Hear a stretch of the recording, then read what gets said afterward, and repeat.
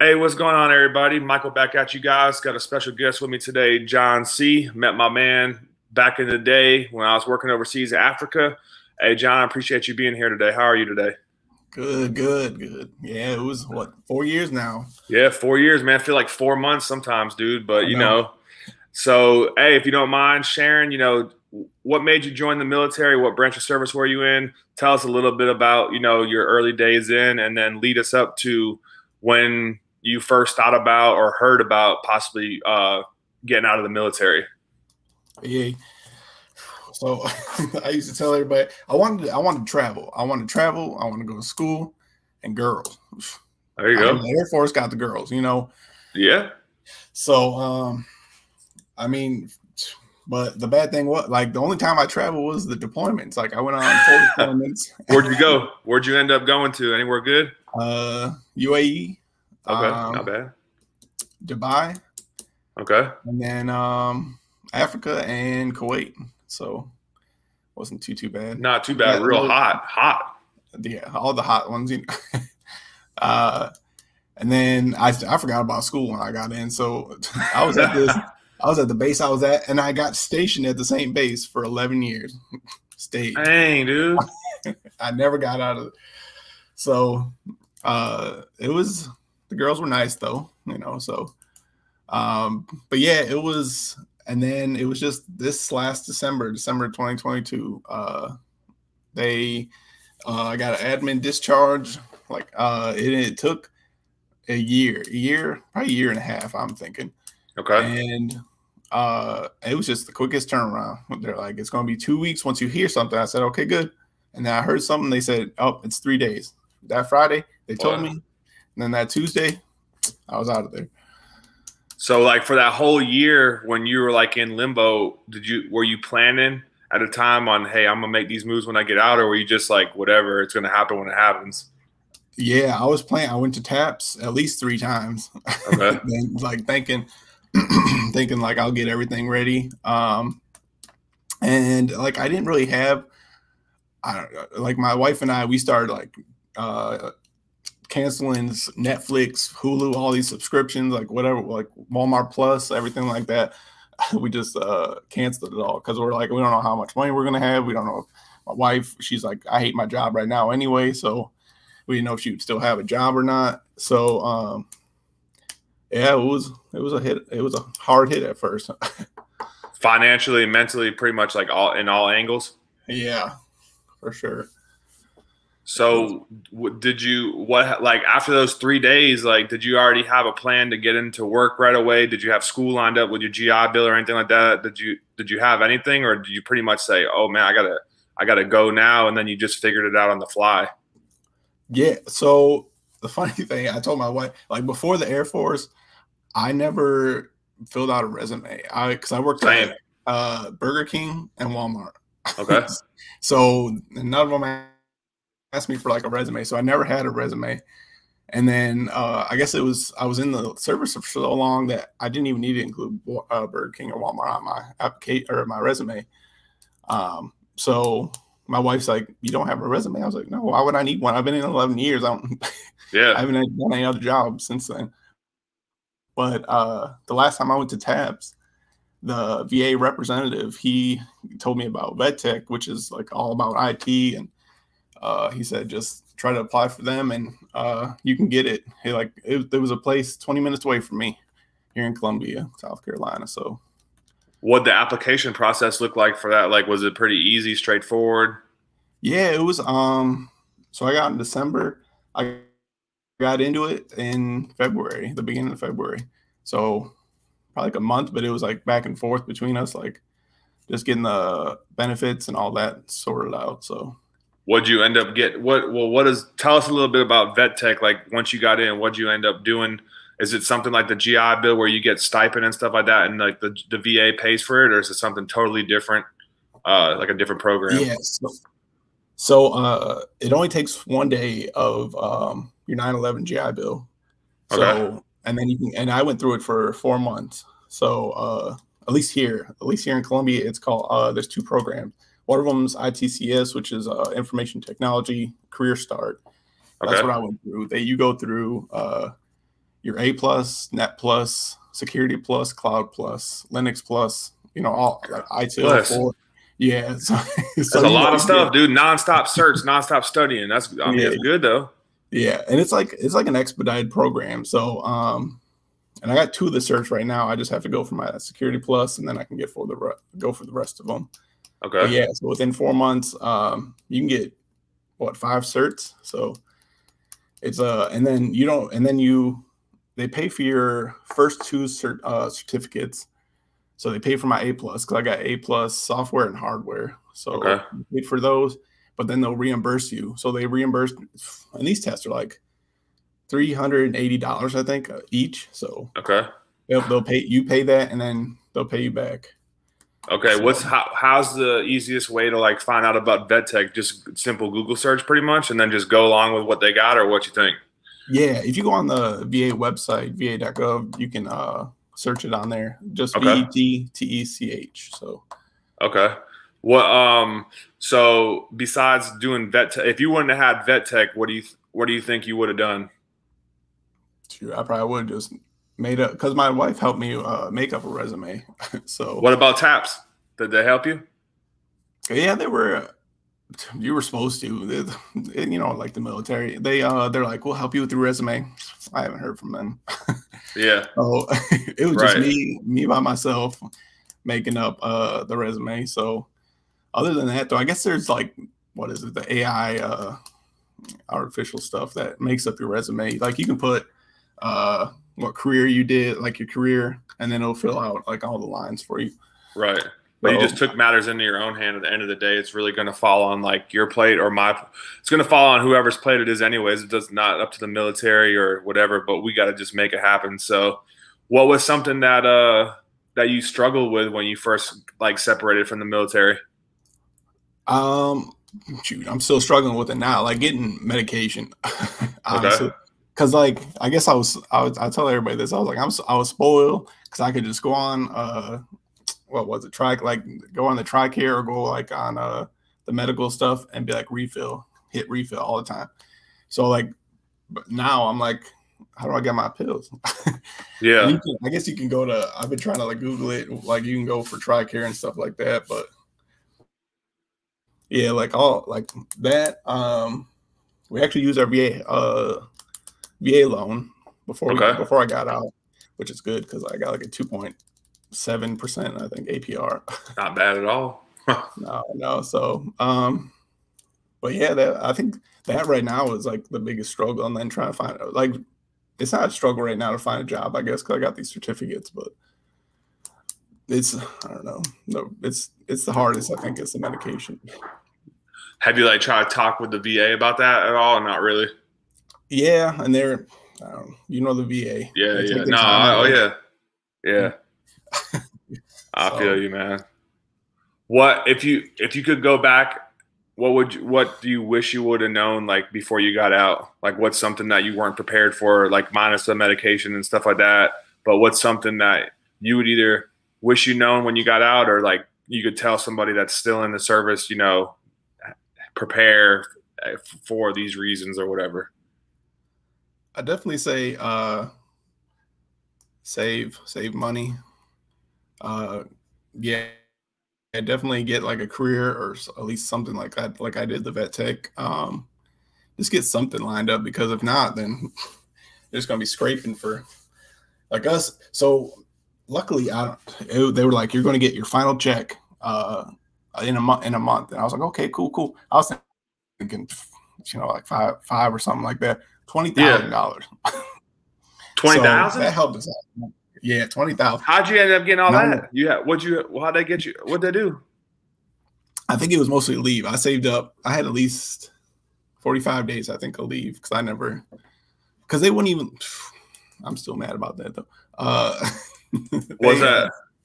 Just like just the way my base, I guess, handled things. So it was just it was like, I got 35 days, and I thought, like I said, I was calculating everything. I was like, I should get like 10,000 or something.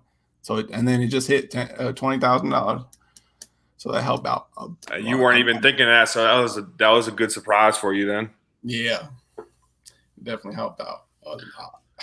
What so what do you plan on doing with your certificates now? Are you looking to get like a remote job? Are you trying to work on like a military base, or are you trying to just stay in the civilian sector? Um, yeah, I'll probably do like a year or two in the civilian sector, and then once I get my security plus, then you can go like military wise. So I'll probably try to do like civilian contracting. Okay.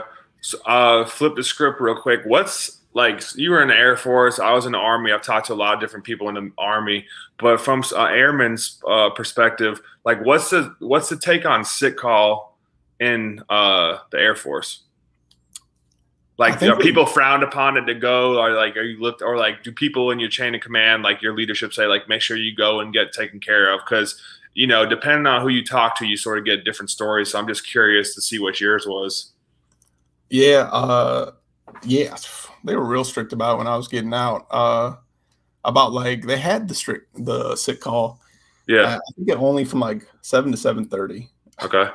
So you had to like hit that window. If you didn't, then you couldn't go. Like, and the like they were, it was like they were saying at like the FAC, the fitness assessment cell, which is like PT, they would where you PT test and stuff like that. Yeah. Like, listen, if you feel sick or anything like that, that's where you go to the sick call, or like say you're sick, because that's how you're going to get into the medical, because they're not taking anybody. Like they want like I feel like they weren't taking anybody at all. Like if you try to say you were sick, they wouldn't take you unless it was from 7 to 7:30. And then they even quit that. I don't even know if I heard about sick call when I was getting out. So so was it the same story for the 11 years? Was it sort of the same song and dance? It was I mean, a lot of people I think abused it. So they like fake they would fake it and stuff like that. So I think they tried doing away with it. So What, just to try to like probably miss work for the day or something like that type of deal? yeah, yeah. And then they would be like, "Oh, my quarter slip says 3 days," and they're like, oh, "Okay." And then you see them like on Snapchat or something like that, partying Yeah. down in Myrtle Beach. Yeah, just because I got those days. Yeah, it makes so if you had that, if you were dealing with that, you were probably just like, how did you take it? You just like say, hey, like, did you ever have anything happen? Just say, hey, I'm good. I'm not going to really go, or did you just still try to make it, or were you fortunate enough you didn't really have that much stuff go wrong physically or mentally? No, yeah, I put it off for the longest time. I put off mental and physical. I put off for the longest time If because you could go back, would you do it? Would you do it the same, or would you say, screw that, I'm gonna go be seen ASAP? yeah, I'd definitely try to be seen as much as possible, because I feel like it took a toll on me, on all of us, really. Yeah, I Now, mean, you've now, gone three deployments, like nonstop stuff. Like everyone's gonna feel that, yeah, especially mentally. I feel like for some people, it's just not the same as going to a combat zone or to whatever you want to call it, and then come back and try to integrate back into society. But nah, man, that seems like it's a common denominator between everybody, like the sick call protocol, whatever you want to call it. But um, you still talk to some of your friends that are still in the service? yeah. I either on Instagram, I mean, on Instagram, Facebook, Snapchat, TikTok. I've Yeah, got you try to tell. I mean, you guys ever like, or anyone that's maybe a veteran too that might be like going through like, hey, I'm not trying to deal with the VA. I'm not trying to deal with this. You like got anyone in your life like that?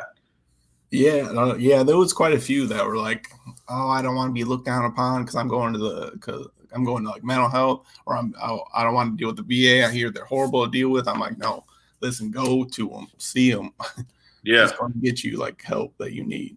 yeah. Help. You're gonna. Yeah, it's like it's like a stigma everyone has, man. Like that's a lot of people say that too. Like I'm not dealing with the VA. They suck or something like that. Like, dude, you don't even know what they do if you don't go. You know what I mean? So it's like you got to Yeah, at least try to take care of yourself, and then um, you know, it's kind of sad to see that with your friends or even strangers that are in the military that deserve the help, but they don't really get it. So that's kind of, I'm glad, glad everything that been working out for you and you got your stuff going in order. If you could tell anything to soldiers that are still in, or someone that might be out of the military, that has that disbelief in the VA, like what would you tell them besides go? Like what would a message be to them? I'd be like, check on your friends at all times. Like that's For sure. no matter like if I knew them only for like a month or so, I check on people all the time because I'm like I want them to check on me too. For sure. Because like you have, I mean, even in the time I was in, like there's been like five or six people that have just like completely cut people off. They're like, I don't want nothing to do with it. I got out. I don't want nothing to do with anybody. So I was like, just check on people. I Yeah, swear. you're right, man. It's like we live in a world that's so connected, but at the same time, I feel like that's one thing I've struggled with too. Like you got so much disconnect, man. But you got like we can get on the video right now from anywhere. But yeah, I got people like that too that just you don't hear from anymore. And all you do is just try to check on, 'em, make sure they're good. It's not like you trying to get into their life story. Just like make sure you're good, because we all were over there doing it, man. So glad that you still doing that, man. We've stayed in contact throughout the years, and I was a civilian when I met you and all the rest of your crew. But I mean, I was still in the military, and we still did our thing, man. We were still in Africa, sitting over there in Agadez with no man's land. So we made the best out of it with what we had. So it was a pretty good time. What do you miss most about the military? Honestly, probably the friends, the friends you make, like they come from all walks of life. For real. So we like, I don't know. I still talk to friends that when I first got in, that even from basic and stuff, I got a few friends from there. Okay. I gained some friends that I got to the base with. So yeah, it's my friend. My wife's like, "How do you know these people?" I was like, "The military, obviously." It's like only one way, man. Only one way. You got all types of people. Yeah, I was just talking that with my other buddy Will before you got on, and we're just saying like, man, you meet the people like from all over the place that are crazy, but they're down for you and you're down for them. It's like doesn't matter where they come from. So that's one cool thing about the military. I feel like you come from all walks of life, but you have that one common thing. You guys all served and it's like made that sacrifice. So that's one thing that's like unbreakable, I think. Exactly. But what else if you got anything else you might want to share today, like that you've gone through or that you want to touch on? Shoot. I think there's too much to talk about. Go ahead, man. The floor is yours, man. Open something up, whatever you want to do. No, it's just like at least at my base, if the mental health that like I don't know, I feel like they weren't helping at all because like they referred me and stuff like that to places. I think they were just trying to push me off on places. Like that's about it. Like I told them stories and I feel like they didn't listen at all. That's the only Did that discourage you from trying to tell your story to somebody else that was going to try to help you? Yeah, you definitely did. Because like you're probably talking to your senior leadership and like opening up, and then like they're showing you they might not. They're putting it off as they don't care. So it's like you probably just. I mean, I'd probably shut down a little bit too because it's like where else do you go to? Because some people. That's all in the military, man. Your first line supervisor, right? You were an NCO, it. So you have soldiers, you got to take care of them. But then you got like whoever, like Terry or whatever that was in front of you, just using him as an example, not saying it's him, but like, so it's like you go to him, but if you can't come to him with your problem, it's like, what do you do? So it seems like you dealt with that firsthand. So what'd you end up doing to get over that hump? I'd go either above or like the equivalent to somebody else, like above my supervisor, because even it was my supervisor actually that like just messed everything up for me. It was like when COVID was around. I mean, it's still around, I guess. But yeah, there was like a time when I went to medical. I told them I got it. I got tested positive for COVID. And then they came to my house and they're like, "Why aren't you at work?" And I said, "I had COVID." Like, oh man, I told you this. And they're like, "Well, the medical didn't tell us." And then I was like, "Well, that's not medical then. It's not on me. I told you this. Like, I got the sick note. I got everything." So it was just leadership. Like all through my 11 years. When did you know you were ready to get out? Then, if you were in it for 11, when did you know you were like ready to get out? Honestly, it was 2018, I think. Okay. 2018, I started like struggling mentally and physically. because I had to feel like I was doing above and beyond, and they were just like, I don't know, like I don't do it for awards or anything. I didn't do it for awards. I just did it for myself and like to help people. I love helping people. So Yeah. uh, yeah, they just, I don't know, they didn't take the recognition, nothing like that. So I was like, that's fine. So then I went on deployment, even though I was struggling mentally and physically, and I was like, that's fine, send me on deployment. So they sent me, and then when I came back, that's when I like forced myself to get out. What made you do that? You just fed up at the time, like, I'm done type of deal? Yeah, they were so for me it was like I was in services. So you get food, lodging, fitness. You can go like mortuary and stuff like that. Okay. But I was in food for 4 years, and then you're only supposed to be in there for, they say, 24 months, so 2 years. But yeah, they kept me in for 4 years, put me over to fitness for only a year and a half, and then they put me right back in food. And I was like, it was trash. Like, just people don't like appreciate you or nothing. So it's food service is tough, dude. That's what I did, in the military too, man. You get dumped on when everyone wants to dump on you, but when you go to the field or you go to deployment, who everyone trying to be best friends with? The food service, right?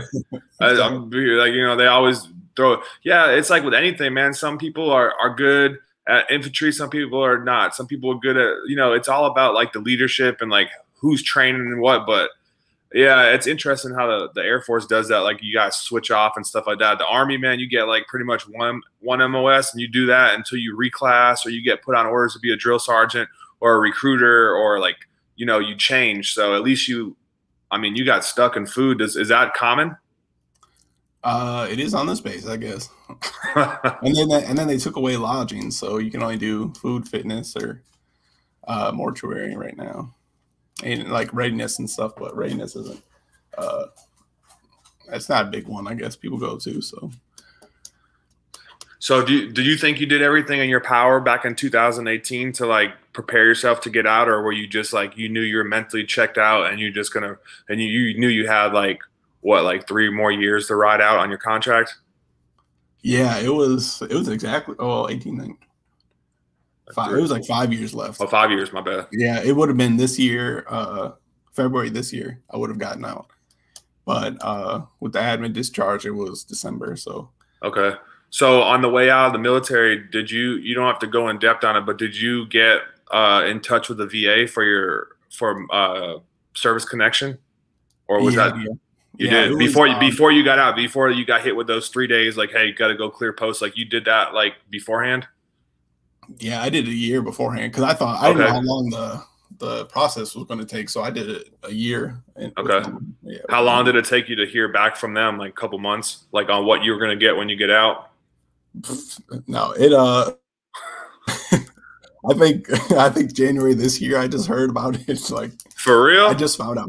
Yeah, I just found out. So good thing you started when you did, dude. Good thing you started when you did. You got back pay then, hopefully, right? Oh yeah. Okay, that's good. And I guess they say to start 180 days before you get out. Yeah, that's what everyone's been saying. 6 months, man. I had a VA appointment to go out and do that when I was like, I don't know, like 10 days out or 14 days out of getting out of the military, and I didn't even end up going, man. So that's one of the big things I like to tell people, just like go and get all that stuff taken care of when you're in, when you have time, like when you still have time to wake up tomorrow and say, oh, I got to go back, or, like not like me. Don't be like me and skip your appointment and then have to take 5 years to get what's owed to you. You know what I mean? So you did it smart, the right way, by planning. And what made you do that? Like, did you hear it from your leadership? Did you already know, like, hey, I got to get this taken care of? Because, dude, I had no clue. Yeah, it was, that's a good thing. Like my friends that were out and in, they're like started early. Okay. Like, started as early as you could. So, and then like my neighbor, he's a civilian. He's been waiting 3 years to hear about his stuff. So I'm glad I was military for this. Seriously, man, you don't want to deal with that like after the fact, because it just moves a lot slower. And like you were getting paid in the military, at least you knew. Well, I guess not, because you just got done, but sometimes you already know like what you're going to get the day after you get done, being in service. So at least yours wasn't that far after. You think Yeah. was like VA? Oh, I guess you said it was. My bad. I was gonna say, did you like have it talked about? But you said you had people around you that were shedding light on the situation, which is good. You want to share anything like on that process, like anything to do with your medical records or just like the whole process as a whole? Yeah. Yeah, definitely document everything. And they say every 3 months, I think it is, you would ask for your medical records just to keep everything Okay. up to date. Yeah, because I say complain about everything. Yeah. If you do have If you got a system, problem, if it's valid, you might as well, man. yeah. So yeah, definitely take everything into consideration. So, All right. Cool, man. What's your goals for now? You got anything planning in the future? What you working on? um, I mean, right now I'm just trying to get some more certs. You know, trying to apply to different jobs right now. Trying to get better and better. Okay. Hey, man. Well, it seems like there's a lot of people out there that are getting into the IT sector, and hopefully we can find like some more people that are already established that we can like sort of connect everybody with. Because I mean, there's at least like 5 or 6 people off the top of my head. I know that you guys all got these certs and stuff like that. So definitely things like out there like vet tech, and then they got like all these different code platoons and all these different things that are out there for veterans that people might not know about. So there's tons of opportunities out there. And, hopefully you keep going at it. We keep in touch. If you ever want to come back on, man, let me know. If you ever want to share anything, I'd appreciate it. And I appreciate you being here today, bro. So if you got anything else to say, go ahead. The floor is yours. If not, man, we'll catch them next time.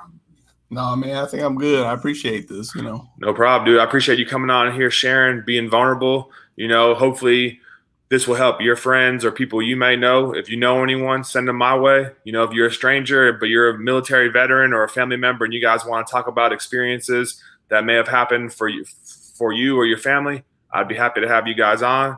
But thank you guys for listening in today. John C., my boy, I'm going to catch you sometime soon, man. Thanks for coming by. All right. All right, later, bro.